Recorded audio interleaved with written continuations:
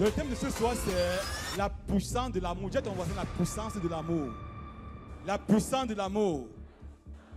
Vous savez, bien aimé, à la nouvelle naissance, Jésus est venu en nous par son Saint-Esprit. Et quand il est venu, il a apporté en nous son caractère et sa puissance. Et quand on parle du caractère de Jésus, il est d'abord question de son amour, de l'amour. Quand on dit le fruit de l'esprit, en fait le fruit de l'esprit c'est l'amour. Et tous les autres sont les déclinaisons de l'amour. La patience, la douceur entrent dans l'amour. Donc quand Jésus est venu en toi à la nouvelle naissance, il est venu avec tout ce qu'il est. Il est venu avec son amour. Maintenant c'est à toi de laisser, l'amour est déjà là. C'est à toi de laisser que l'amour grandisse et remplisse tout ton être. Amen. Amen. Or, le plus grand indicateur de la présence de Dieu dans la vie d'une personne, c'est l'amour qu'elle manifeste. Le signe visible qui montre que Jésus agit dans ta vie, c'est l'amour. Si tu prophétises, tu parles en langue, tu fais tellement de choses pour Dieu, sans amour, la Bible est un symbole qui retentit. Ce que le monde attend des chrétiens, ce n'est pas d'abord des grands discours, leur piété, leur pureté, leur connaissance de la doctrine chrétienne, la crainte qu'ils ont de Dieu. C'est parce que le monde attend des chrétiens. Quand les hommes du monde voient les chrétiens, qu'est-ce qu'ils veulent voir? Ils voient l'amour de Jésus qui découle de leur vie et qui embrasse les autres. Ta bonne doctrine, c'est bien. Tes dons spirituels, c'est une bonne chose. Mais ce que le monde attend de toi, c'est la révélation de Jésus par son amour. On veut voir l'amour de Jésus qui découle de ta vie. L'amour est la plus haute expression de la révélation de Jésus dans ce monde. Quelqu'un m'a bien compris. L'amour est la plus haute expression de la révélation de Jésus dans ce monde. Donc le niveau le plus élevé pour montrer que tu manifestes Jésus, c'est l'amour. L'amour est l'ingrédient essentiel qui nous rend agréables aux yeux de Dieu et aux yeux des hommes. Donc sans l'amour, tu n'es ni agréable aux yeux de Dieu ni aux yeux des hommes. L'amour est la substance vitale qui nous donne d'avoir de l'impact sur la vie des hommes. Sans amour, tu n'influenceras personne. Le monde est abattu, le monde est fatigué parce que les gens n'ont pas d'amour. Quand vous voyez des personnes en train de fumer la drogue par exemple, c'est parce que si vous regardez très bien, c'est des déceptions de la vie. On ne leur a pas manifesté l'amour, ils ont fini quoi dans la drogue. Les gens en colère, les gens criminels, méchants, qui marchent avec des couteaux, qui partent partout. Qu'est-ce qui leur a manqué? L'amour. L'amour est tout ce dont le monde a besoin. Et quand tu es chrétien, le monde veut voir Jésus qui vit en toi par son amour. Amen. Amen. Et c'est ce que Jésus avait compris. Quand Jésus est venu sur la terre, bien aimé, quand il est venu sur la terre, tout le monde entier le suivait. Pourquoi? Parce qu'il ne condamnait personne, il ne jugeait personne. Les gens qui avaient été rejetés, les gens qui avaient été déprimés, abattus, abandonnés, troublés par les situations de la vie, venaient boire l'amour au pied de Jésus. La Bible nous dit à Jean chapitre 4, une femme qu'on appelle la femme samaritaine. C'est une femme qui avait mené une mauvaise vie, qui avait été rejetée par tout le monde. On ne la considérait pas, on ne l'aimait pas. La Bible est venue au Marigot vers 12 heures. En Extrême-Orient, à cette époque-là, on allait puiser de l'eau le matin et le soir parce qu'il faisait extrêmement chaud. Mais cette femme, parce que tout le monde la huait, elle ne pouvait pas marcher avec les autres. Elle est venue seule à midi quand il faisait tellement chaud. Elle portait sa cruche dans la chaleur. Et ce jour, comme les autres jours, elle venait constamment comme ça. Et ce jour, elle a rencontré l'amour. Et l'amour a changé sa vie. L'amour fait d'une femme rejetée, marginalisée, prostituée. L'amour fait d'elle une puissante évangéliste. Et la bonne nouvelle, c'est que l'amour va changer quelqu'un pendant cette soirée. Amen. L'amour a rencontré cette femme. Quand les gens voyaient Jésus, on ne voit pas seulement quelqu'un qui aime. On voit l'incarnation de l'amour. Il était l'amour personnifié. Donc l'amour qui est venu vivre en une personne. C'est pourquoi partout, les gens étaient bénis. Il y a un homme qu'on appelait les fils du tonnerre, Jean. Jean, on appelle fils du tonnerre. Comme disait Marc chapitre 3, 17. Quand Jean a voulu passer, Jean et Jacques, ils ont voulu passer chez les Samaritains. On les a empêchés. Ils ont voulu que le feu descende et consume les gens. Dieu respirait la haine. Mais Jésus a rencontré un homme comme Jean, fils du tonnerre. Il l'a transformé en apôtre de l'amour. Lisez les épîtres de Jean. Donc Jésus a pris un homme qui était le fils du tonnerre, un homme furieux, a fait de lui l'apôtre de l'amour. Amen. Jésus a rencontré à Luc chapitre 8 un homme qu'on a appelé le fou de Gadara. Il vivait où? Dans des sépulcres. Il était devenu tellement difficile, méchant, dur. Et personne ne respirait à cause de lui. Il perturbait tout le quartier. Quand on le voyait, il criait, il semait la terreur partout. Jésus, un jour, ce monsieur a rencontré l'amour. L'amour a changé sa condition. Jésus a non seulement libéré ce monsieur parce qu'il l'aimait, mais il a fait de lui un évangéliste de petit territoire. Il est devenu l'évangile à Décapole. Il est devenu un évangile international. C'est ce que Dieu fera pour toi. Amen. Jésus est venu sur la terre manifester, nous montrer le genre de vie que Dieu avait dans son esprit quand il te créait. Je vais doucement parce qu'il faut qu'on comprenne ça très bien. Et si tu comprends l'amour, il faut voir que tu es la solution. Tous les problèmes de l'existence humaine se trouvent dans quoi? Dans l'amour. Le monde est abattu, déprimé. Les gens font tout ce qui est mauvais. Pourquoi? Parce qu'il y a un manque d'amour. Toi-même, tu es parfois blessé, tu es aigri, frustré. Pourquoi? Parce qu'il n'y a pas d'amour. Amen. Et vous voyez que dans le monde, l'amour est le mot le plus utilisé. On utilise l'amour dans presque tout. Toutes les musiques, c'est amour, amour, amour. C'est pas vrai. Hein? Comment n'importe, regardez les musiques. Partout, c'est l'amour, l'amour, l'amour. Quand vous allez dans les églises, à longueur de journée, les prédications les plus puissantes, c'est quoi? Amour, amour, amour. Dans la société, dans la tradition, partout, on parle toujours de l'amour. Mais le monde va toujours mal. Pourquoi? Parce que le monde a une mauvaise compréhension du mot amour. Donc l'amour est le mot le plus utilisé. Mais les gens vivent mal. Rien ne marche, rien ne fonctionne. Pourquoi? Parce que les gens ont une mauvaise compréhension de l'amour. Les gens ne comprennent pas. Juste dans ce moment, on ne comprend pas. Et les disciples de Jésus aussi avaient une mauvaise compréhension de l'amour tel que voulu par Dieu. C'est quoi Jean chapitre 13, 34. Jean 13, 34. Jésus sentant sa mort venir, va appeler les disciples, va leur dire. Jean 13, 34. Il dit, je vous donne un commandement nouveau. Amen. Nous sommes là, n'est-ce pas? Je vous donne un commandement nouveau. Il dit, aimez-vous les uns les... Comme je vous ai aimé, vous aussi aimez-vous les uns les autres. À ceci, tous reconnaîtront que vous êtes mes disciples. Ça c'est verset 35. Mais restons au verset 34. Et comme je vous ai aimé, aimez-vous les uns les autres. Or, quand Jésus vous donne un commandement nouveau, Pierre, Jean, Jacques, tous les disciples s'attendaient à quelque chose d'extraordinaire. Ils attendaient que Jésus sorte une nouvelle formule pour convaincre, pour gagner le monde. Je donne un commandement nouveau. Les gens disent, mais s'il te plaît, parle. Il dit, aimez-vous les uns les autres. Mais depuis des années, on a appris ça. Regardez tout l'Ancien Testament. Partout, c'est l'amour. Le résumé du décalogue, des 10 commandements, c'est quoi? Tu aimeras le Seigneur, tu aimeras ton prochain. Donc, ils utilisent l'amour. C'était dans leur expression. Les Juifs récitaient même ça à longueur de journée. Maintenant, Jésus vient.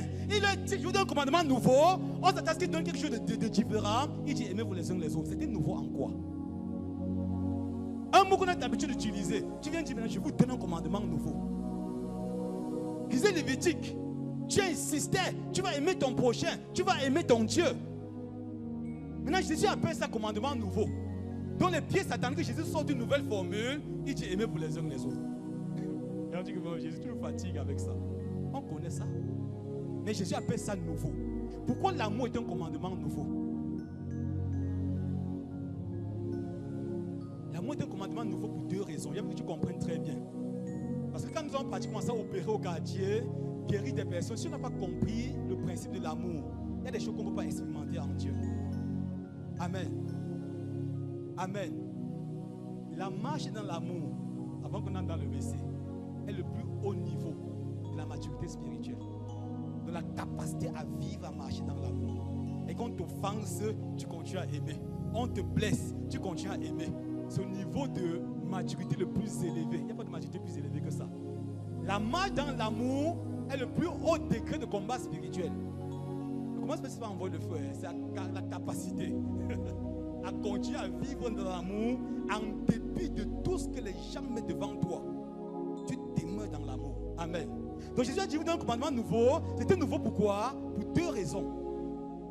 Première raison, dans tout l'Ancien Testament, Dieu disait à son peuple, aimez-vous les uns les autres. Aimez-vous les uns les autres, mais jamais d'aller au-delà de ça. Il disait, aimez-vous les uns les autres. Aimez votre Dieu. Aimez-vous les uns les autres. Maintenant, pour la première fois, Jésus va utiliser le mot comme. Comme c'est un comparatif d'égalité, n'est-ce pas? Donc nous sommes plus seulement appelés à aimer les gens. Aimer les gens, tout le monde fait ça. Maintenant, Jésus apporte une touche spéciale. Il dit, comme je vous ai aimé. Donc, ce qui fait la première chose, c'est quoi? C'est le comme. Comme je vous ai aimé. Donc, toi et moi, nous sommes pas seulement appelés à aimer. On est appelés à être aimés comme Jésus a aimé. Donc, le commandement est nouveau parce qu'il est calqué sur le modèle de Jésus. Tu n'aimes plus seulement, mais tu aimes comme Jésus a aimé. Comment est-ce que Jésus nous a aimé? Jean 15, 13. Comment est-ce qu'il nous a aimé? Jean 15, 13. Il n'y a pas de plus grand amour que de donner sa vie pour ses disciples, pour ses amis. Donc l'amour de Jésus est un amour sacrificiel. Dis à ton voisin, amour sacrificiel. Donc maintenant, désormais, nous n'aimons plus seulement, mais nous aimons d'un amour sacrificiel. Les Juifs aimaient, mais quand quelqu'un t'énerve, tu l'énerves aussi. Tu avais dit que aimez votre prochain, mais pour réguler la vie sociale, la justice sociale, tu avais mis la loi du talion, œil pour œil, dent pour dent. Donc tu me blesses, je te blesse. Tu casses ma dent, casse ta dent. Et maintenant la loi que tu avais donnée pour qu'il y ait justice sociale s'est vite transformée à l'époque là en loi de la haine et de la vengeance. Donc désormais quand tu me cassais une dent, je casse ta tête. C'est moi qui fonctionnait. Quand tu as mis œil pour œil, dent pour dent, c'est une façon de dire que non. Si tu fais du mal à ton prochain, te rend le mal. Tu casses son pied droit, on casse ton pied droit. Les gars attendent seulement que non, casse mon pied droit, il te tue seulement. Donc c'est devenu la loi de la vengeance. Maintenant Jésus vient dire, comme je vous ai aimé. Comment est-ce que vous avez aimé? Jean 15, 13. Il n'y a pas de plus grand amour que de donner sa vie pour ses amis. Donc désormais, nous aimons de l'amour sacrificiel. C'est qui devient compliqué. Voilà pourquoi c'est nouveau. Il y a le sacrifice. Tu n'aimes plus seulement ceux qui t'aiment. Tu n'aimes plus seulement ceux qui te font du bien, ceux qui te font rire. Tu aimes comme Jésus t'a aimé. Voilà pourquoi les gens parfois disent que Matthieu 5, 44 c'est la folie. Ce n'est pas possible. Pourquoi? Parce qu'ils n'ont pas expérimenté l'amour sacrificiel. Matthieu 5, 44 dit quoi? Matthieu 5, 44 dit, aimez vos ennemis, bénissez ceux qui vous maudissent, faites du bien à ceux qui vous haïssent, priez pour ceux qui vous maltraitent et qui vous persécutent. Or, quand les gens du monde ont vu ça, que non, Jésus voulait rendre les gens fous, ce n'est pas possible. Or, ce n'est possible que si on a connu l'amour sacrificiel. Est-ce qu'on est ensemble ce soir? Donc, si tu connais ce qu'on appelle l'amour sacrificiel, tu peux aimer ton ennemi. Maintenant, deuxième raison, pourquoi le commandement est nouveau? Le commandement est nouveau, deuxième raison, parce que c'est le fruit de la nouvelle alliance. Il n'est rendu possible que par l'action du Saint-Esprit. Romains 5,5. Revenons à Romains 5,5. Donc le commandement est nouveau pour la deuxième raison, c'est quoi? C'est ça qui marque le fruit de la nouvelle alliance. Donc nous sommes dans une alliance nouvelle. Et dans cette alliance nouvelle, l'amour, ce genre d'amour-ci, n'est possible que par l'action du Saint-Esprit. Regardez, dans l'Ancien Testament, l'amour était extérieur à l'homme. Ce n'était pas en nous, c'était extérieur. Dieu disait, tu vas aimer ton prochain. Mais les hommes n'avaient pas la capacité d'aimer leur prochain. Ils ne pouvaient pas. Malgré tout ce que tu as fait, chaque jour, Moïse va même faire du bien, on va le calomnier. Parce qu'ils ne pouvaient pas aimer. L'amour était extérieur à eux. Quelqu'un ne me comprend pas bien ce soir. Est-ce qu'on est ensemble? L'amour était extérieur. Ils n'avaient pas la capacité d'aimer. Chaque jour, Dieu les frappait. Mais ça n'empêche pas qu'ils fassent les mêmes bêtises, qu'ils commettent les mêmes erreurs, les mêmes fautes. Pourquoi? Parce que l'amour était extérieur. Maintenant, dans la dispensation de la grâce, Dieu a maintenant fait quoi? Romains 5, 5 dit quoi? L'espérance ne trompe pas.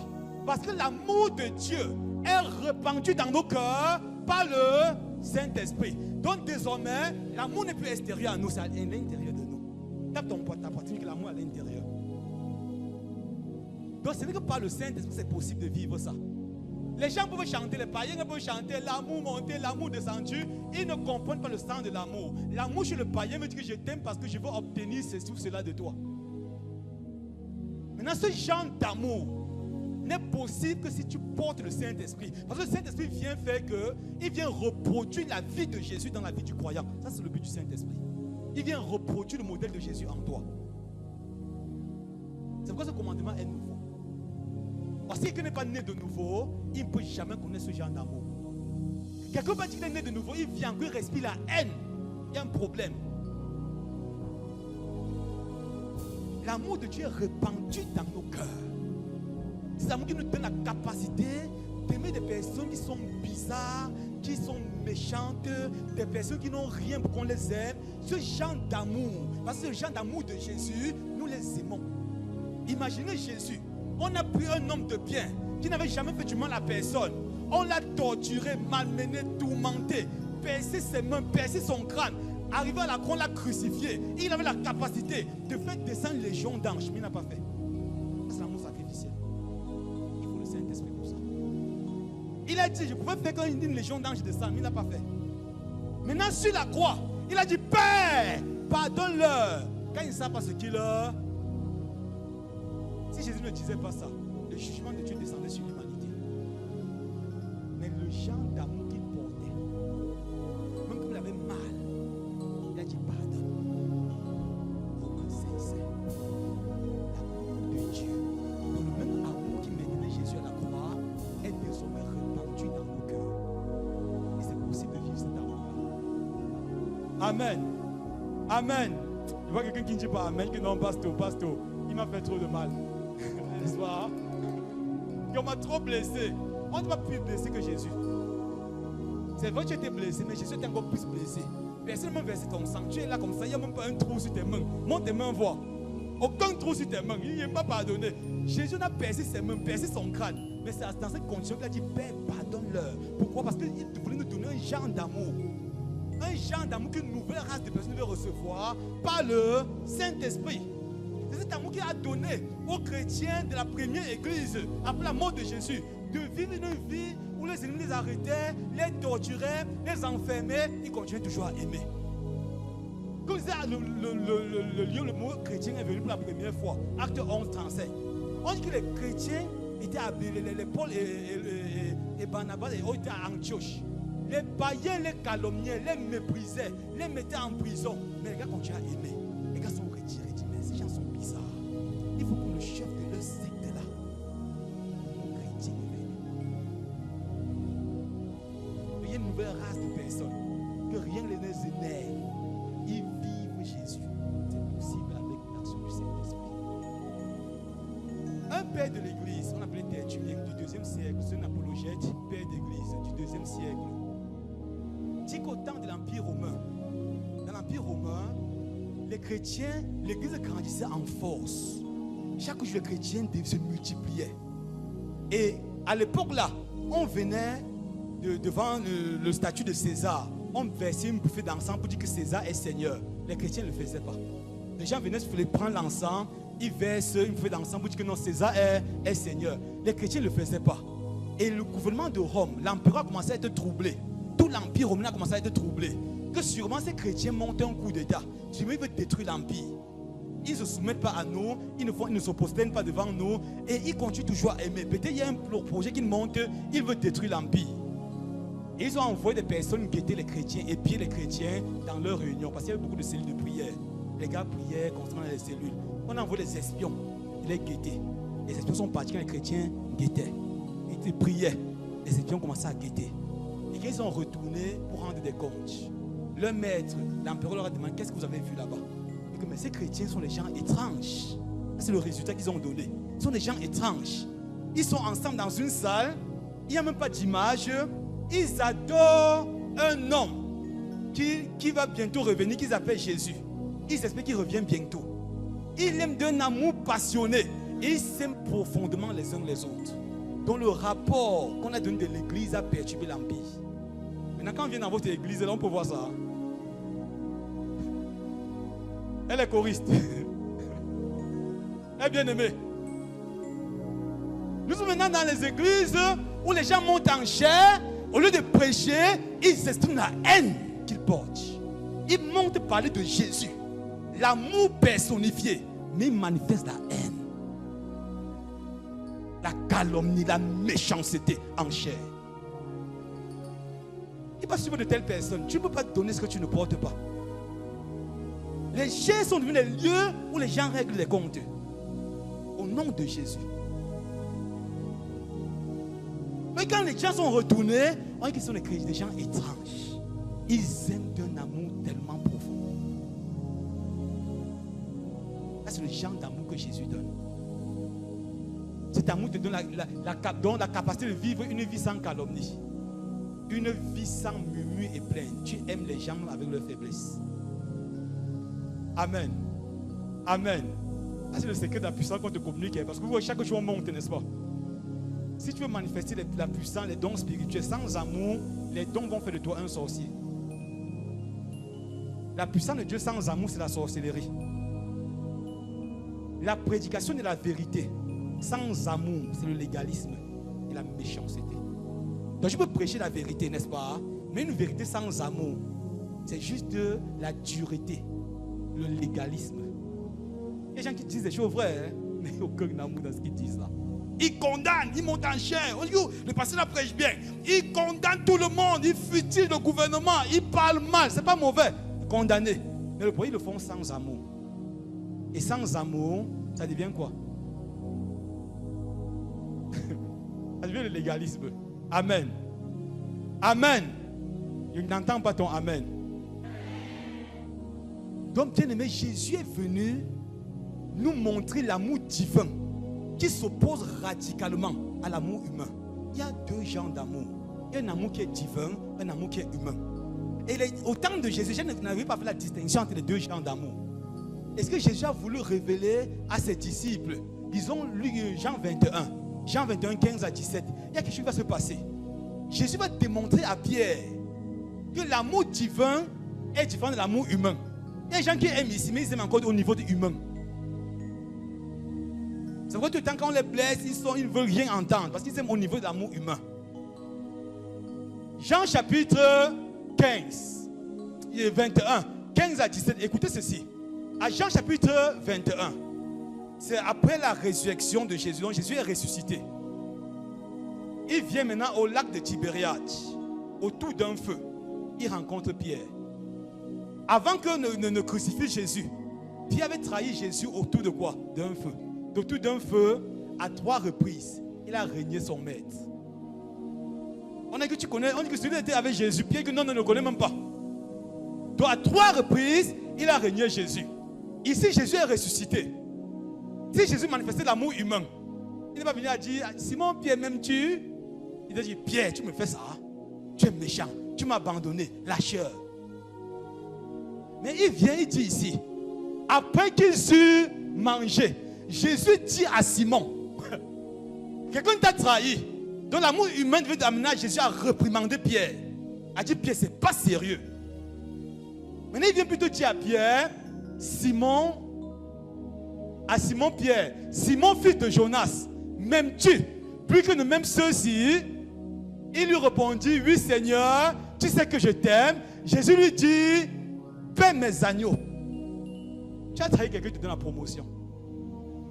C'est ça. Hein? Paie mes agneaux, que je te donne le mandat. Le travail que j'ai fait sur la terre, tu es mon successeur. Avec tes frères, vous allez continuer l'œuvre. Paie mes agneaux. C'est l'amour divin. L'amour humain ne supporte pas quand on est trahi. Quand les gens nous abandonnent, quand les gens nous rejettent. Mais Jésus lui dit quoi? Paie mes agneaux. Il continue. Après qu'il eut mangé, Jésus dit à Simon, il lui dit une seconde fois, Simon fils de Jonas, m'aimes-tu? Pierre lui répondit, oui Seigneur, tu sais que je t'aime. Jésus lui dit, paie mes brebis. Troisième fois, verset 17.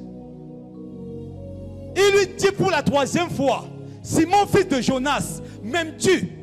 Pierre fut attristé de ce qu'il lui avait dit pour la troisième fois, m'aimes-tu? Et il lui répondit, Seigneur, tu sais toutes choses. Tu sais que je t'aime. Jésus lui dit, paie mes brebis. Pourquoi Jésus dit ça à Pierre à 3 reprises? Il y a un jeu de mots dans ce texte-ci. Il y a deux genres d'amour. Il y a l'amour divin qui s'oppose à l'amour humain. Quand Jésus dit à Pierre, verset 15, c'est mon fils de Jonas, m'aimes-tu plus que ne m'aimes ceux-ci? Le mot que Jésus utilise, c'est agapao. Est-ce que tu me agapao plus que les autres ici? Maintenant, Simon va répondre, parce qu'à l'époque là, on n'avait pas la compréhension de la révélation de l'amour que Jésus voulait donner. Simon va dire, oui Seigneur, tu sais que moi, Simon Pierre, je te filéo. Il y a un jeu de mots. Jésus se rassure que Pierre a vraiment compris. Il dit, Simon, fils de Jonas, est-ce que tu me agapao? Il répond pour une deuxième fois, je te filéo. Maintenant, troisième fois, Jésus va descendre à son niveau. Est-ce que tu me filéo? Regardez. Filéo, c'est l'amour humain, l'amour naturel, l'amour terrestre, l'amour égoïste, l'amour intéressé. Ça, c'est filéo. Quand Pierre disait à Matthieu 26 à Jésus, quand tous les autres vont t'abandonner, moi Pierre, je ne t'abandonnerai pas. Pierre était très sérieux. Mais seulement il comptait sur l'amour filéo, la capacité naturelle. Et que ne me comprend pas bien. Et il dit, Seigneur, même quand tous les autres vont te laisser, hein, moi Simon Pierre, c'est ton pied, mon pied. Je ne peux pas t'abandonner. Or, il oubliait que l'amour humain, c'est un amour égoïste. L'amour humain, c'est quoi? Je t'aime, mais je me préfère. Tu dis souvent ça, n'est-ce pas? Que je t'aime, mais je me préfère. Ça, c'est l'amour humain. Pierre dit à Jésus que je t'aime, mais qu'elle a vu qu'on a torturé Jésus, il a dit que gaga, la fête ici là, mes enfants sont encore là, ma femme est encore à la maison, ma belle-mère, non. Je ne connais pas ce monsieur. Ça, c'est l'amour filéo. L'amour filéo est incapable de se sacrifier pour quelqu'un. Quand tu traites un païen, fais attention, il n'a pas reçu l'amour agapé. Donc si c'est mauvais, il te livre. Tu comprends pas bien ça. Donc Pierre parle de l'amour filéo. Maintenant Jésus vient avec un autre genre d'amour. Est-ce que tu me agapao? Agapao c'est quoi? C'est l'amour divin.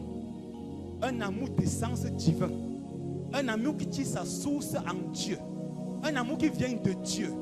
L'amour qui fait que Dieu vient vivre en l'homme. C'est l'amour divin. Vous voyez le jeu de mots. N'est-ce pas? Pierre est en train de dire une chose, Jésus dit une autre chose. Ça devient compliqué. Plusieurs chrétiens encore sont à ce niveau-là. Ils sont en train de dire de filéo. Ils aiment de l'amour filial, de l'amour humain, de l'amour naturel. Et cet amour est égoïste. C'est un amour centré sur nos intérêts. Si nos intérêts sont menacés, la guerre commence. Et la plupart des guerres que vous voyez dans le monde entier, des crises que vous voyez dans des maisons, dans des familles, dans des tribunaux, dans des églises, viennent du fait que les gens n'ont pas expérimenté agapao. Ils sont affilés. Quand mes intérêts sont menacés, on va aller au tribunal. Quand mes intérêts sont menacés, on arrête tout. C'est un amour humain. Maintenant, Jésus voulait élever Pierre à un autre niveau d'amour. Il voulait t'élever à un autre niveau. C'est pour dire, si tu me agapao. Agapao, je l'ai déjà dit, est l'amour qui tire sa source de Dieu. 1 Jean 4, 8. Celui qui n'aime pas n'a pas connu Dieu. Car Dieu est. Donc l'amour agapao, c'est la nature de Dieu. On ne dit pas que Dieu aime, il est amour. Il n'aime pas, il est amour, c'est sa nature. Maintenant, quand je reçois Jésus sincère, cette nature vient s'établir en moi. Mais le problème, c'est que Dieu n'a jamais forcé un homme. C'est à toi de laisser si cet amour va te dominer ou pas. C'est trop calme ce soir. Dieu ne force jamais un homme. Donc l'amour est venu en toi. C'est à toi de voir ce que tu as fait de cet amour-là. Tu peux dire que agapao gouverne ma vie, domine ma vie, colonise-moi. Tu veux manifester agapao, ça se manifestera. Mais comme je me dis que non, vraiment, nous sommes sur la terre, vraiment, on ne me fait pas ça. Il ne va pas te forcer. Je reviens un peu sur le passage avant de revenir, avant qu'on entre dans Agapao encore. Regardez ceci. Jésus voulait donner l'autorité, le leadership de l'église à quelqu'un. Maintenant, la condition c'est quoi? Est-ce que tu m'aimes plus que ne m'aimes ceux-ci? Ça veut dire quoi concrètement? La condition pour diriger les autres, c'est aimer Jésus plus que eux. Est-ce qu'il y a un pasteur dans la salle ici là? Tu dis que oh, les chrétiens ne m'aiment pas. Oh, il me calomnie. Oh, il va tout chercher un autre pasteur. Parce que parfois un chrétien voit qu'il aime Dieu plus que toi. Il dit que je jeûne, mais le gars il n'a jamais jeûné. Le gars il ne prie même pas. Et il nous trouve qu'en fait tu ne peux pas répondre à ses besoins. Si tu veux avoir de l'influence sur les personnes, il faut seulement les manipuler. On ne dirige pas les gens en les manipulant. Commence à aimer Dieu plus que tous ces gens-là.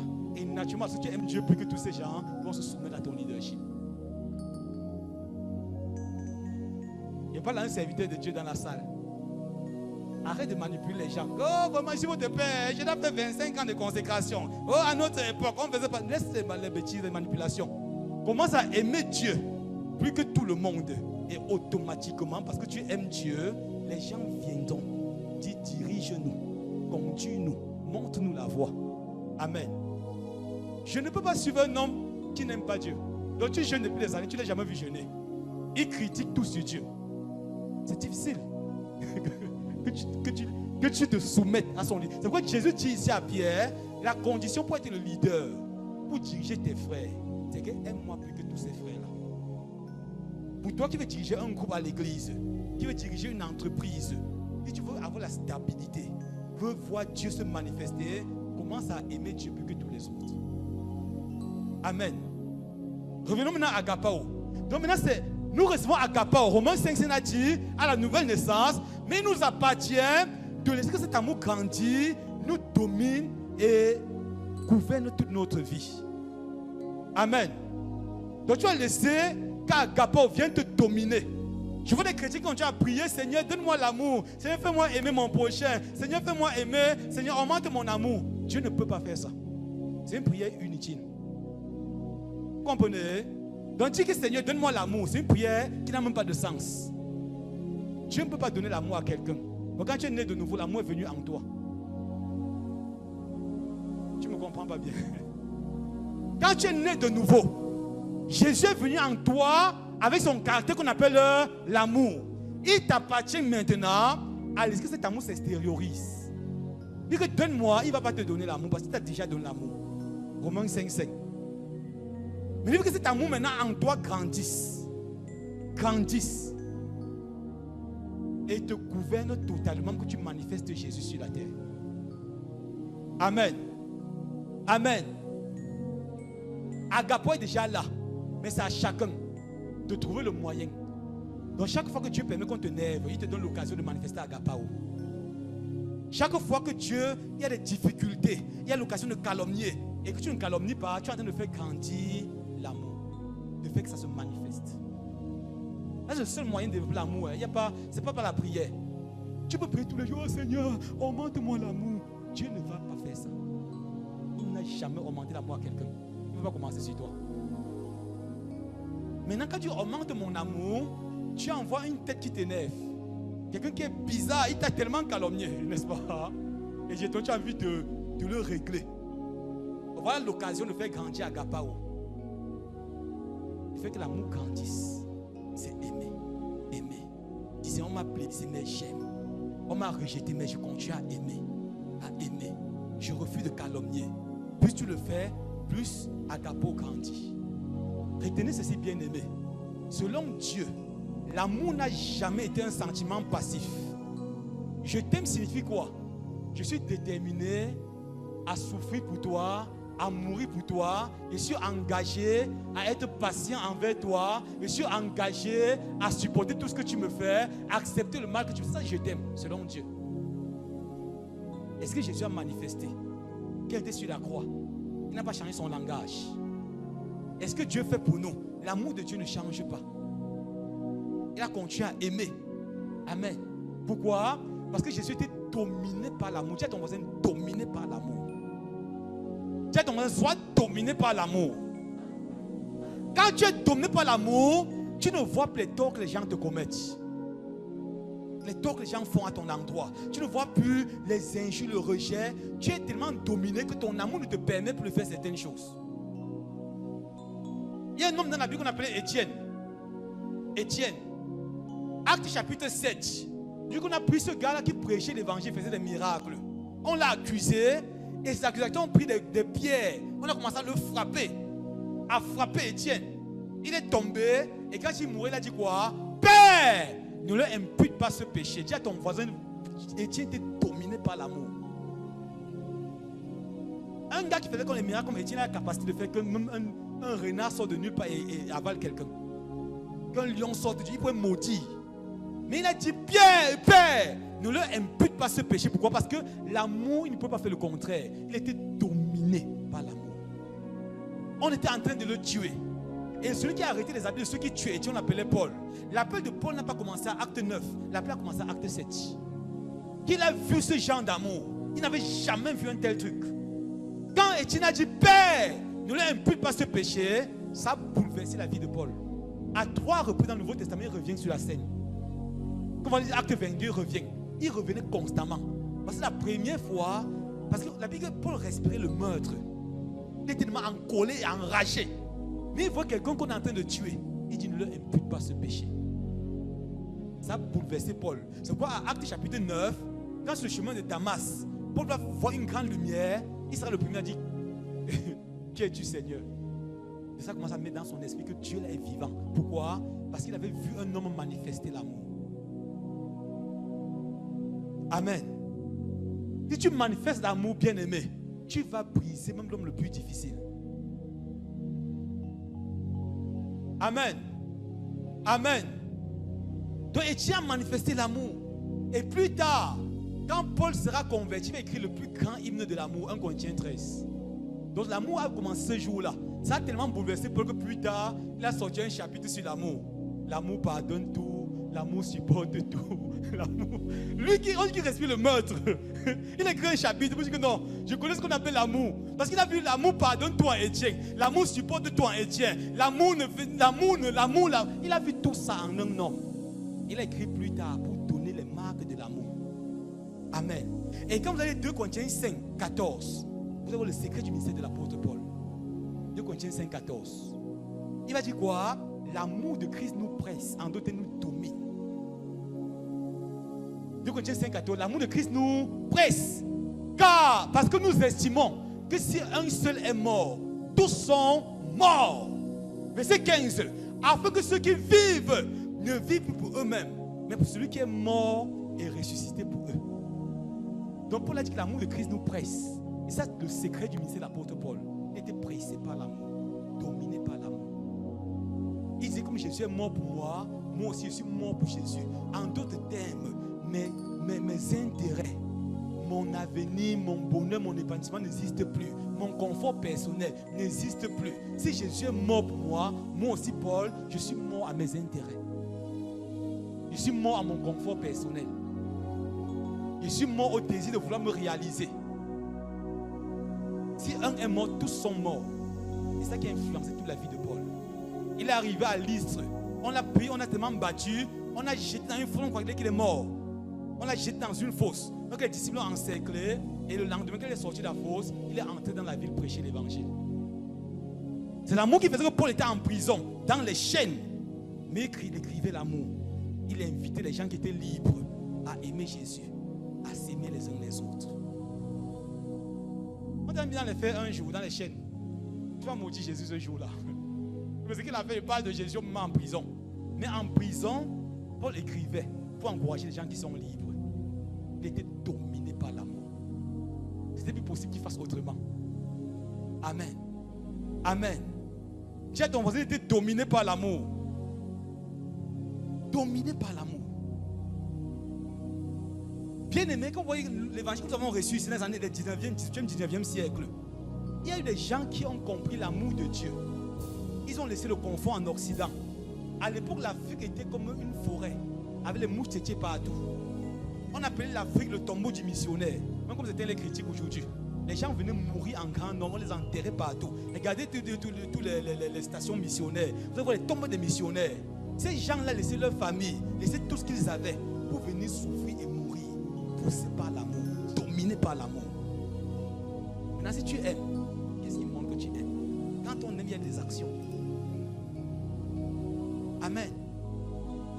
Dis à ton voisin, dominé par l'amour. Dominé par l'amour.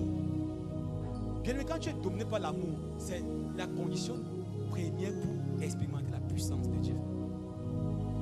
C'est l'une des plus grandes conditions dans toute la Bible pour expérimenter la puissance. Amen. Regardez 1 Corinthiens chapitre 12. Paul va expliquer les dons spirituels. Il va dire comment les dons fonctionnent. Il va conclure au verset 31. 1 Corinthiens 12, 31. Regardez la conclusion au verset 31. Puis il a expliqué comme les dons. Il va dire aspirer aux dons. Les dons vont ceci. La parole de sagesse fait ceci. La parole de connaissance fait cela. La prophétie fait. Maintenant, il va continuer tout son travail. Il va aller au verset 27. Comment ça dit? Dieu a établi les docteurs, les apôtres, les prophètes, les ceci. Expliquer tout ça. Et il va conclure au verset 31 de 1 Corinthiens 12. Il va dire aspirer aux dons les meilleurs. Aspirer aux dons les meilleurs. Et il ne s'arrête pas, il dit je vais vous montrer une voie par excellence. Il commence à 1 Corinthiens 13. Ça veut dire quoi concrètement?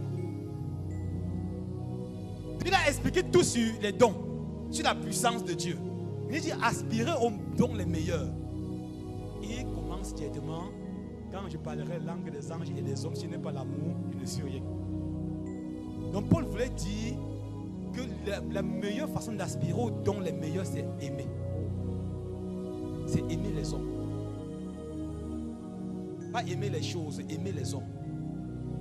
Si tu aimes les hommes, Dieu va t'utiliser pour délivrer, pour guérir, pour sauver les hommes.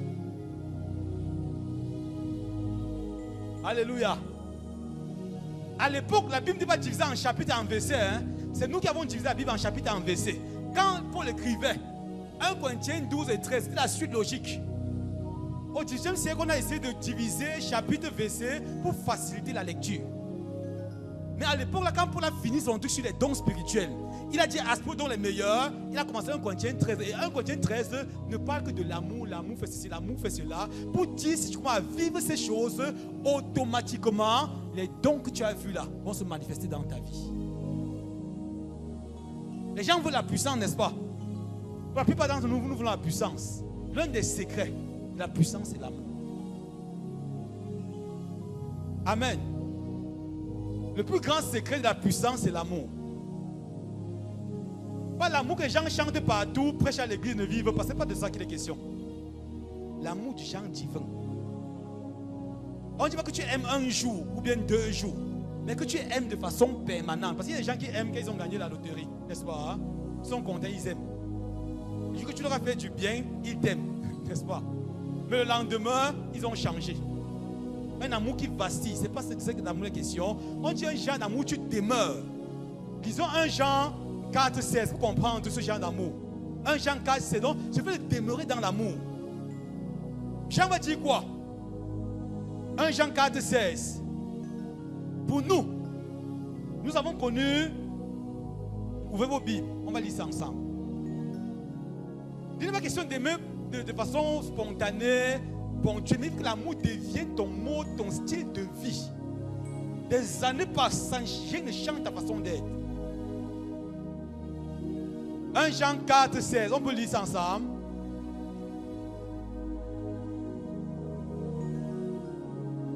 Ouvrez vos Bibles.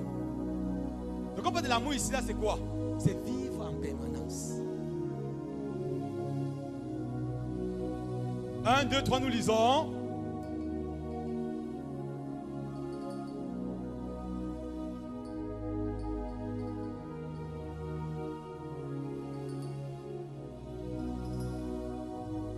Donc Jean va dire pour nous les enfants de Dieu, Paul parlait aux chrétiens, Jean parlait aux chrétiens. Il ne parlait pas aux païens. Il dit pour nous qui avons reçu Agapao, nous avons connu l'amour de Dieu.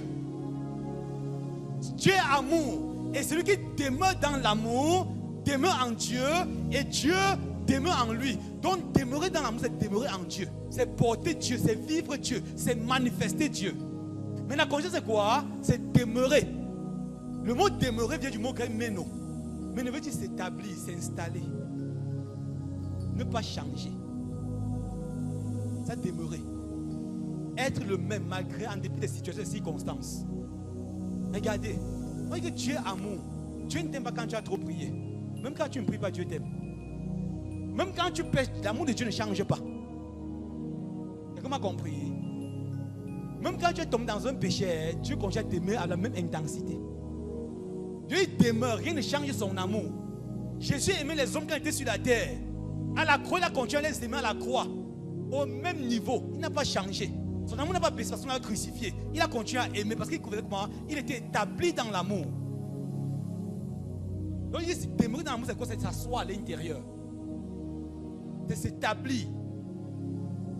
C'est ne pas changer. Les situations ne changent pas ce que toi tu fais.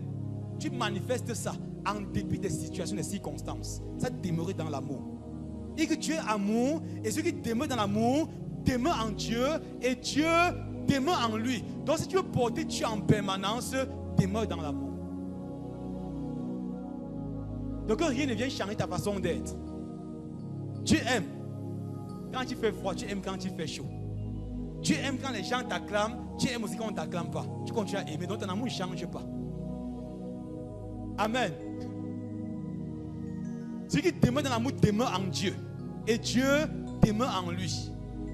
Or, comme Galate va dire quoi? Marcher par l'esprit. Il faut accomplir la volonté de les désirs de la chair. Comment marcher par l'esprit?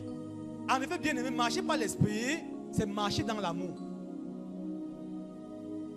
Parce que quand on dit marcher dans l'esprit, c'est parfois bizarre, n'est-ce pas? Tu as vu l'esprit, tu as marché dans l'esprit comment? Les gens ont besoin de marcher dans les airs. Non. Quand on dit marcher par l'esprit, marcher par l'esprit, c'est quoi? C'est marcher par l'amour. Pourquoi? Parce que l'amour est la première facette du fruit de l'esprit dans Galates. Galates 5, 22, et que le fruit de l'esprit, c'est l'amour. Donc c'est l'amour. Donc marcher dans l'amour, c'est marcher par l'esprit. Marcher par l'esprit, c'est marcher dans l'amour. Donc si tu es bien aimé, que tu es spirituel, tu as vu les anges, mais tu respires la haine, tu es menteur. Tu calomnies partout. Calomniateur numéro 1. Mais dis que Dieu m'a dit. Oh, nous sommes spirituels. Tu n'es pas spirituel, tu es menteur. Le signe qui montre que tu es mature en Christ, c'est ta capacité à demeurer. Donc tu es établi dans l'amour. Tu demeures dans l'amour. Au cas contraire, tout ce que tu sais, c'est le mensonge. Tout le monde peut prophétiser, bien aimé. Mais la prophétie ne fait pas de toi quelqu'un mature. Tu peux même guérir les malades sans être mature, être un bébé. C'est parce que les gens ne demeurent pas dans l'amour qu'on voit tellement de bêtises même dans les églises. Dieu te donne de manifester un don. Tu fais ça ton fonds de commerce. Parce qu'il n'y a pas d'amour. Eh bien aimé, les gens ici qui prophétisent maintenant là, il faut avoir l'offrande de... On va commencer à leur donner l'offrande du prophète. L'offrande de connexion.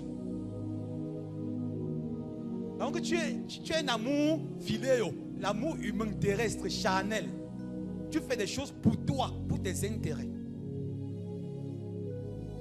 Le fait de témoigner d'amour fait que tu rendes service. Tu commences à comprendre, vous avez reçu gratuitement, donné gratuitement. Les gens peuvent te bénir, mais tu n'exiges rien. Amen. Ça demeurer dans l'amour. Demeurer dans l'amour, c'est marcher par l'esprit. Donc quand tu marches en permanence, tu vis en permanence dans l'amour. Tu es en train de vivre par l'esprit. Et quand tu commences à vivre de cette façon, je te rassure, Dieu ne te privera de rien. Tu auras tout ce dont tu as besoin. À ce moment-là, quand tu commences à penser une chose, Dieu t'apporte cette chose-là. Tu manifestes, tu as le caractère de Christ en toi. Amen. Amen. Oui, bien-aimé, l'amour, c'est la loi fondamentale du royaume de Dieu. Le royaume de Dieu est bâti, subsiste, fonctionne par l'amour. Et dans ce royaume-là, Jésus est le monarque absolu qui règne sur la vie de ses sujets par l'amour. Tu ne m'as pas bien compris. Dis à ton voisin, Jésus est le monarque absolu qui règne sur la vie de ses sujets par l'amour. Disons encore une fois, Jésus est le monarque absolu qui règne sur la vie de ses sujets par l'amour. C'est le royaume de Dieu. Dans le royaume de Dieu est bâti. C'est la loi numéro 1. Dans le royaume de Dieu, c'est l'amour. Et dans ce royaume-là, Jésus règne sur tous ses sujets, sur tous ceux qui lui appartiennent par l'amour. pour savoir si Jésus règne sur ta vie, ce que je veux voir, ce n'est pas les trucs que tu fais à l'église, chanter, lever ta main, danser, prêcher l'évangile. C'est est-ce que tu manifestes l'amour en permanence. Pasteur, tu ne sais pas ce qu'on m'a fait. On m'a trop blessé. Je ne peux pas permettre ça. Non, non. Jusqu'à ce que le monde finisse, on ne va jamais s'entendre. C'est que tu ne manifestes pas encore l'amour. Jésus ne règne pas encore suffisamment dans ta vie. Quand Jésus va commencer à régner suffisamment, tu vas commencer à accepter tous les préjudices, les torts. Tu vas commencer à accepter toutes ces choses-là. Tu seras capable de pardonner à cet enfant qui a volé de l'argent, qui s'est enfui. C'était gens prient même pour les personnes, non pas l'exaucement. Pourquoi? Parce que tu pries avec la haine. Quelqu'un est haineux, porte la haine, mais prie. Seigneur, sauve mon enfant, mais tu détestes cet enfant. Sauve mon mari, mais tu es le premier à vouloir son malheur. C'est même pas une prière. Parce que Dieu faut d'abord les intentions, les motivations. Amen. Donc Jésus veut dominer, régner sur ta vie par l'amour. Regardez, à Matthieu chapitre 28, à partir du verset 18, Jésus a donné la grande commission. Mais la grande commission n'est possible qu'avec le grand commandement. Le grand commandement c'est quoi? Matthieu 28, grande commission. Tout pour mettre donner les cieux sur la terre, aller faire de toutes les nations les disciples, les baptiser au nom du Père, du Fils, Saint-Esprit, enseigner à observer tout ce que vous avez prescrit. Voici, je suis avec vous tous les jours jusqu'à la fin du monde. Il dit, allez faire des disciples. Mais pour faire des disciples, il faut que tu intègres le grand commandement. Le grand commandement c'est quoi? Marc chapitre 12, 30-31. Et tu aimeras le Seigneur ton Dieu de tout ton cœur, de toute ton âme, de toute ta pensée, de toute ta force. Et tu aimeras ton prochain comme toi-même. Tant que tu n'as pas fait le grand commandement, tu peux accomplir la grande commission. Arrête de chercher à évangéliser quand tu n'as pas le grand commandement en toi. Tu n'aimes pas les gens, tu évangélises quoi? Tu détestes les gens, tu évangélises quand même. C'est une punition. Pour que la grande commission s'accomplisse, il faut qu'on porte le grand commandement. Le grand commandement, c'est aimer Dieu, aimer ton prochain. Dis à ton voisin, le grand commandement, c'est aimer Dieu. Et aimer ton prochain. Dis à ton voisin, autour le grand commandement, c'est aimer Dieu et aimer ton prochain. Bien aimé, si tu aimes Dieu, tu es qualifié pour faire la grande commission, pour faire les disciples, pour libérer les captifs, renvoyer libre les opprimés, publier une année le cas du Seigneur, guérir les malades, chasser les démons. Quand le grand commandement est établi en toi, tout le reste te suit. Quand tu es Étienne dans les rues de Jérusalem, il se fait toute forme de miracle, de signes par ses mains. Pourquoi? Parce qu'Étienne était un homme qui aimait. C'est pourquoi quand il est mort, on a vu son cœur. Même à genoux, les gens le frappaient, il les a bénis. C'est un homme qui aimait. Donc ce qui faisait la force, la puissance d'Étienne, c'était quoi? L'amour qu'il transportait. Il avait le grand commandement en lui. Et la grande commission se faisait par lui. Le tout n'est pas d'aller prêcher seulement partout et mettre les micros partout. Jésus vous aime alors au fond de toi. Oh. Il faut le grand commandement. Une vie fondée sur l'amour. Amen. Un ami m'a fait un témoignage un jour qui m'a vraiment marqué. Bien aimé, quand tu m'as manifesté le grand commandement, quand l'amour est établi en toi, même le plus méchant de la terre, devant toi ne va pas résister. Ton amour va le briser. Et un ami me disait un jour, il me faisait un témoignage, il suivait une femme. La femme était tellement blessée par son mari. Son mari était un adultère de haut niveau. Fornicateur, coureur de jupons à un autre niveau.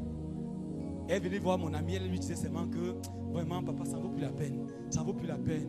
Oh le monsieur m'a trop déçu. Oh il m'a trop souillé, je ne veux plus. Je veux divorcer. Elle ne voulait rien entendre. Le gars essayait de la convaincre, il ne voulait rien entendre. Il a pris le temps de lui parler d'un nouveau genre d'amour, comme on a dit tout à l'heure. L'amour agapao. Elle lui a expliqué l'amour agapao. Et montré comment cet amour fonctionne. Elle a commencé, ton mari fait toutes ces choses-là parce qu'il n'a jamais rencontré l'amour. Le jour qu'il rencontrera l'amour, l'amour le brisera. Dieu cherche l'amour dans le sexe opposé. Il cherche l'amour chez les petites filles, chez les mamans. Parce qu'il n'y a pas l'amour, il cherche quelque chose. Le juif va rencontrer l'amour véritable. Ça va le briser, ça va le délivrer. Il a commencé à dire à cette femme qu'elle va fonctionner. Que manifeste agapao. Manifeste agapao envers lui. Ça va le briser. Et il a enseigné comme ça pendant des jours cette femme. Et un jour elle retourne chez elle. Elle constate que le bon monsieur est dans la chambre sur le lit conjugal avec une autre femme. Regardez bien aimé. En chacun de nous, il y a ce qu'on appelle Christ et Adam. Donc, il y a chaque personne ici là présent. Il y a Jésus d'un côté, il y a Adam. Quand on t'énerve, Adam dit que donne-lui un coup de poing. Adam te dit, déforme sa mâchoire. Dis-lui qu'on ne me fait pas ça. Ça, c'est Adam, n'est-ce pas? Mais Christ dit quoi? Aime-le. Aime-la. Aime. Donc, Christ dit que aime mon ami, ma fille aime. Adam dit que non. Si tu fais ça, on va te piétiner. On va marcher sur toi. On va te traiter un paillasson. Donc, Adam. Donc, cette femme-là, ce jour qu'elle est rentrée, elle a vu un bruit dans sa chambre. Adam lui disait que prends la machette. Tu casses la porte, tu les découpes en morceaux. Quand elle voulait prendre la machette, Christ lui disait quoi? Aime. Il y a une bataille comme ça. Pour finir, à céder à Christ. N'est-ce pas? Elle a dit, agapao. Qu'est-ce qu'il a fait? Il a commencé à poser une action. Parce qu'agapao se manifeste par les actions. Tu as aimé le monde, il a donné. N'est-ce pas? Quand tu as agapao, il y a des actions que tu poses. Elle est partie, maintenant elle a dressé la table. Elle a vite fait un petit repas. Elle a dressé la table. Et quand son mari et sa petite sont sortis, n'est-ce pas? Elle a dit, oh, ravi de vous voir ensemble. Vous allez bien? J'ai déjà dressé la table. La table est dressée. Il faisait froid. Il faisait froid ce jour-là. La sueur coulait sur le monsieur. Parce que ça tendait à quoi? À ce que la matière vient et que lui, n'est-ce pas? Il faisait froid. Il est quand même venu, sa concubine et lui sont venus, sont assis. Il n'a pas pu manger. Agapao était trop fort. Agapao était trop fort pour qu'il supporte ça. Le monsieur transpirait. Il transpire. Quand sa concubine est partie, il a commencé à pleurer. Il a se repentir. Pleurer. Aujourd'hui, ce monsieur est un serviteur de Dieu. Alléluia. Bien-aimé, si vous répondez à la méchanceté de vos ennemis, pas la méchanceté, vous ne les gagnerez jamais. Mais si vous répondez à leur méchanceté, pas l'amour, vous allez les briser. Si tu réponds à la méchanceté, pas la méchanceté, tu ne vas jamais vaincre. Mais si tu réponds à la méchanceté, pas l'amour, tu as déjà vaincu. Tu as déjà vaincu. Rien ne résiste devant l'amour. Même Paul n'a pas pu résister devant l'amour de Étienne. Quand Jésus est mort sur la croix, on dit que le centenier romain dit qu'assurément, cet homme était le Fils de Dieu. Qu'est-ce qu'il a vu? Il a vu un homme qui meurt, qui dit Seigneur, pardonne-leur. Il a dit non, ça c'est pas humain. Ça a brisé le chandelier de centenier romain. Quand tu manifestes l'amour bien-aimé, tu brises l'adversaire. Que vous enseignez moi-même. Je t'ai dit Seigneur, active agapao en moi pour que je manifeste un autre niveau d'amour. Rien ne peut. Ton enfant qui est dans la drogue depuis des années commence à manifester agapao. Ton mari ne sait pas ce qu'il fait. Il est l'homme le plus bizarre. Tu l'as critiqué, condamné. Plus tu le critiques, plus tu l'enfonces. Quand tu vas commencer à manifester agapao, n'est-ce pas? Agapao va l'enlever où il est. Va le transporter. Va le briser. Va le changer. Amen. Cette femme a compris ce qui marchait pour son mari. Oh, beaucoup de personnes qui sont dans le mal, quand les personnes les critiquent, qu'est-ce qu'ils font? Quand un enfant se drogue, puis tu cherches à dire, vraiment, oh j'ai échoué. Tu dis, ah, ma mère me dit qu'elle a échoué, donc mieux vaut que je continue seulement sur ma voie. N'est-ce pas? Comme j'ai fumé seulement 2 bâtons là. Je vais tirer. Je vais encore bien tirer. J'ai encore quoi gagner. On m'a démontré par A plus B que rien de bon ne peut venir de moi. N'est-ce pas? Mais quand on commence à manifester agapao, oh, ça brise l'homme le plus méchant de la terre. Il y a des prostituées qui sont converties, sont devenues des servantes de Dieu parce qu'on leur a manifesté agapao. Il y a des gens qui pensent que l'évangile c'est critiquer. Ils passent sur le terrain pour évangéliser, ils jugent les gens, après ils disent qu'ils évangélisent. L'évangile c'est l'amour bien-aimé, c'est révéler l'amour de Jésus aux hommes. Venez dire aux gens que la cigarette n'est pas bien, ça va détruire ton poumon, tu iras en enfer. Il dit, je suis mis en enfer. Je suis mis là-bas comme ça. Plusieurs personnes qui sont dans les églises pas évangéliser, ils n'évangélisent pas en fait.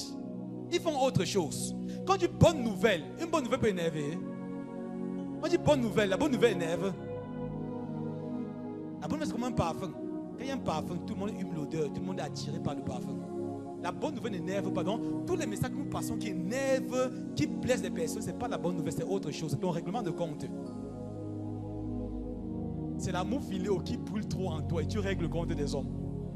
La bonne nouvelle, c'est révéler l'amour de Jésus aux hommes. Même comme tu es un traditionnaliste, même comme tu es un sorcier, il y a quelqu'un qui t'a aimé. Je continue à t'aimer. À la croix, Jésus t'a aimé. Il est mort pour toi. Quand tu dis ça aux sorciers, il comprend qu'il y a de l'espoir. Mais quand il dit que les sorciers iront en enfer, il dit que je sais déjà. Même Satan m'a dit ça. C'est la bonne nouvelle. Alors, il faut porter l'amour pour manifester ça. Amen. Amen. L'amour dépasse tout. Tu as ton voisin, l'amour est suprême. L'amour dépasse tout dans la marche chrétienne. C'est pour quelqu'un à côté de toi que l'amour est supérieur à tout ce qu'on fait. L'amour dépasse les dons spirituels, dépasse la connaissance, dépasse l'enseignement, dépasse nos talents, dépasse tout ce que nous possédons. L'amour dépasse tout ça. Quand Paul a fini l'épître de son chapitre sur l'amour, 1 Corinthiens 13, on conclut verset 13, 1 Corinthiens 13, 13, il dit maintenant ces trois choses demeurent. Maintenant trois choses demeurent, la foi, l'espérance et l'amour. Il dit le plus grand, c'est l'amour. Que l'amour dépasse la foi, ça dépasse l'espérance.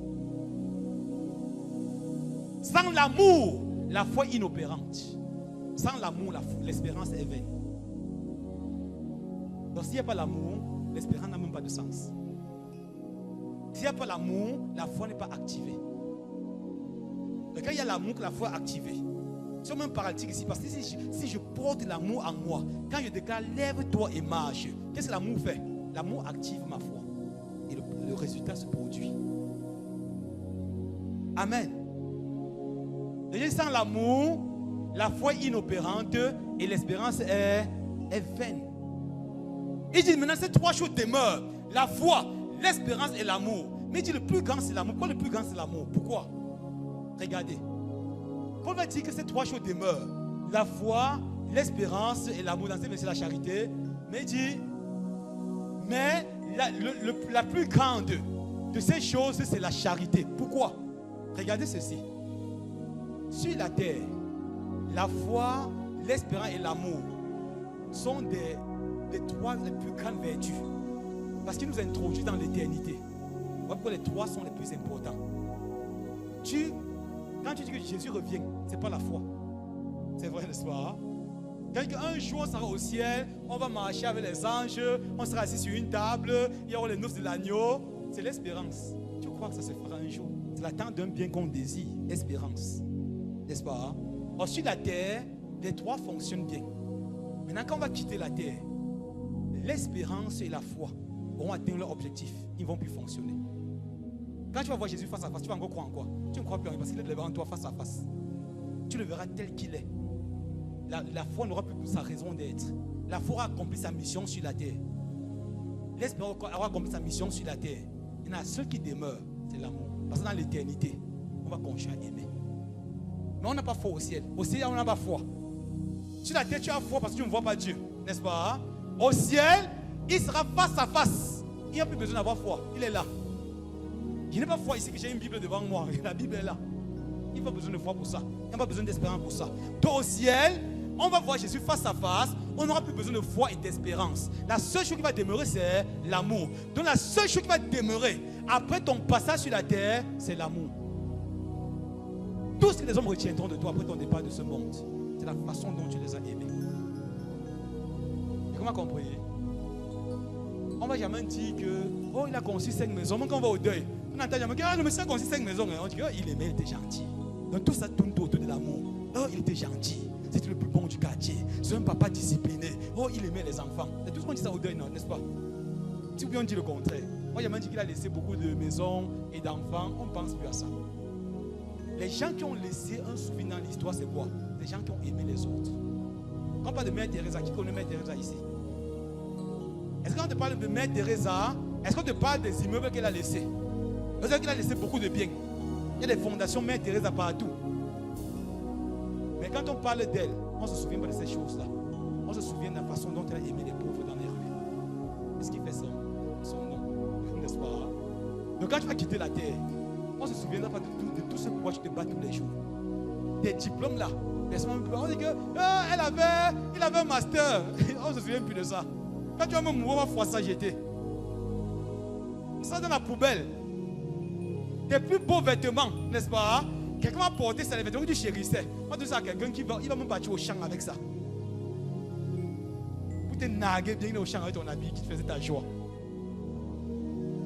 Mais la seule chose qui va retenir de toi, c'est la façon dont tu as aimé les hommes. Tu dis pas amen, n'est-ce pas? Si tu n'aimes pas les gens, n'est-ce pas?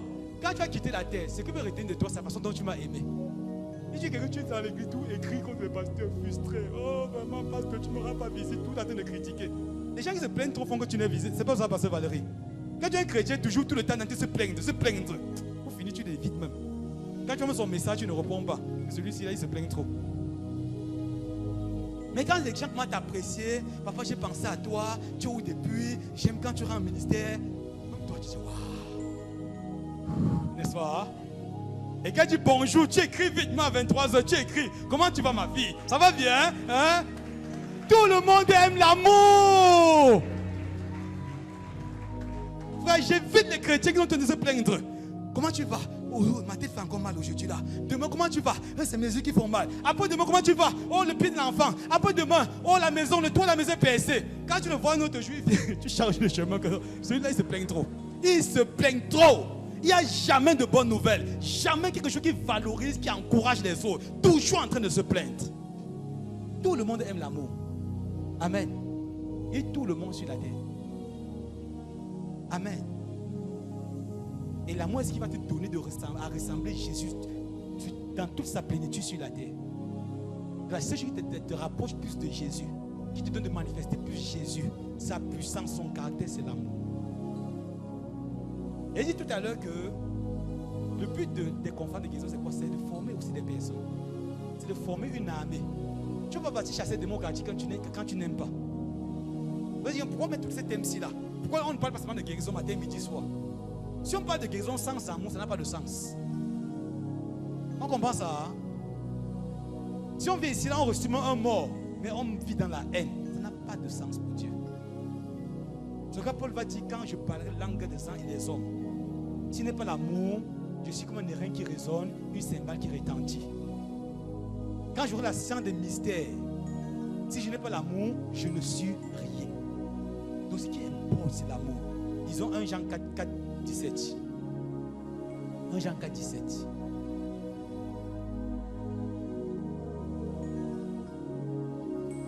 Je veux qu'on lise ça ensemble. Or, quand vous comptez 1 Jean 4, 17, si vous lisez bien le passage, vous allez voir qu'en fait, il est question de l'amour ici. On dit quoi ici? Disons à partir de verset 16. Vous allez voir qu'en fait, il est question de l'amour. Donc, plus je manifeste l'amour, plus je suis tel Jésus est sur la terre. Donc, tel il est, tel nous sommes. Donc, tel il est comment? Il est amour. Or, maintenant, plus je manifeste l'amour, je suis comme Jésus dans ce monde. Lisez verset 16. 1, 2, 3, nous lisons.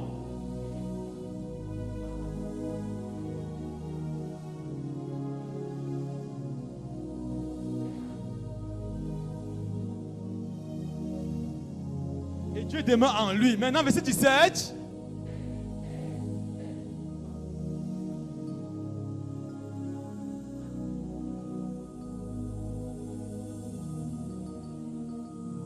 Il dit tel il est. Donc si tu veux être comme Jésus est, il dit il faut demeurer dans l'amour. Tel il est, tel nous sommes dans ce monde. Je ne dis pas au ciel, dans ce monde. Donc si Jésus guérissait les malades, chassait les démons, libérait les captifs, stoppait la tempête, calmait la tempête, tel il est, tel je suis. Si je demeure dans l'amour, aucun miracle ne sera impossible pendant ce festival. Parce que tel Jésus est tel je suis. Amen. Il y a des paradigmes qui vont se lever parce que tel Jésus est tel nous sommes. Donc on va faire tout ce que Jésus a fait. Comment manifester, demeurer dans l'amour. Maintenant pour vraiment demeurer dans cet amour, il faut d'abord avoir Jésus en soi. Donc tout commence par Romains 5:5, l'amour de Dieu. Quand un homme prend conscience de sa pauvreté, de sa misère, de ses faiblesses, quand un homme prend conscience qu'il n'est rien sans Dieu et se tourne totalement vers Jésus, c'est où la sémence d'Agapé vient, n'est-ce pas? Et ça grandit progressivement jusqu'à devenir tel il est, tel nous sommes. Mais tu vois, amène-nous à t'asseoir dans l'amour. Tel il est, tel tu deviens. Et ce soir, l'amour veut venir dans la vie de certaines personnes. Peu importe ce que le monde a dit à ton sujet, Peu importe le lieu où la vie t'a déposé, peu importe ce que tu continues à vivre, les péchés dans lesquels tu es présentement, si tu prends conscience que Jésus t'a aimé et qu'il continue à t'aimer et qu'il est mort pour toi, que si tu lui ouvres ton cœur, il viendra dans ton cœur et il domicile en toi. Si tu viens de tout ton cœur à lui, son amour vient en toi. Ça commence tout quelque part, n'est-ce pas? Maintenant, cet amour va grandir, jusqu'à devenir tel il est, tel nous sommes. Amen. Laissez seulement demeurer dans cet amour-là. Qui aimerait que l'amour de Jésus grandisse en lui? Voilà. Laissez-nous d'abord les mains. Qui aimerait que Jésus vienne ce soir dans sa vie? Jésus, c'est l'amour personnifié. C'est l'incarnation de l'amour. Devenir pasteur sans amour, c'est perdre le temps. Est bien aimé. Donc, peu importe ce que tu as comme titre dans l'église, si tu n'as pas l'amour personnifié en toi, tu perds le temps des gens pour rien. Amen. Est-ce qu'il y a des gens qui veulent Jésus ce soir? Ce n'est pas lié au titre d'un homme. Bon, tenez-vous debout, toutes ces personnes qui veulent que Jésus vienne dans leur cœur ce soir. Tenez-vous debout, s'il vous plaît. Pardon, décalons un peu qu'ils ne viennent pas ici. Qu'ils viennent pas ici. Tous ceux qui veulent que Jésus vienne dans leur cœur, je sens l'amour agapao venir dans vos cœurs ce soir. Avancez comme ça, bien-aimés. Gloire à Jésus pour toutes ces personnes. Est-ce qu'on peut acclamer le Seigneur pendant qu'ils arrivent? On acclame le Seigneur. La plus grande chose qu'il te faut, c'est avoir Christ. C'est avoir Jésus dans ton cœur. Et quand Jésus est là, le reste suivra. La guérison, c'est un petit problème. Si tu as donné Jésus, pour nous donner toutes choses avec lui. Amen. Donc, délivrance, stérilité, ce n'est pas un problème pour Dieu. La plus grande chose que Dieu a donnée aux hommes, c'est quoi? C'est Jésus. Qui peut le plus peut le monde? Amen. Si tu as Jésus, tu as tout. Amen. Donc ce soir, tu vas simplement ouvrir ton cœur à Jésus.